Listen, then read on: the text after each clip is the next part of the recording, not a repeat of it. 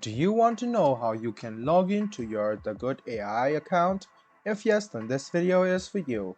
Hello and welcome to AI Basics. It's your host back again with yet another interesting tutorial video. In this video, I'm going to teach you how you can log into your The Good AI account.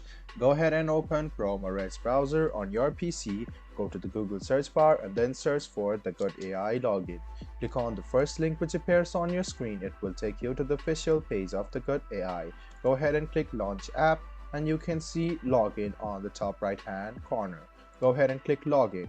What you need to do right now is write down your email address, click Continue, and then write down your password. Go ahead and write down your password and then click Let's Go. After a while, you can see that you have created an account and you have now logged into your The Good AI account. You can see that you can write a topic anyway in here and then the target work is here. So you can write an easy essay using your The Good AI account.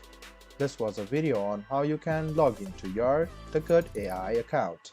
I hope this video was helpful for you.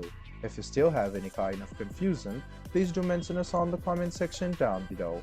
Like the video, subscribe to the channel and do hit the bell button for more.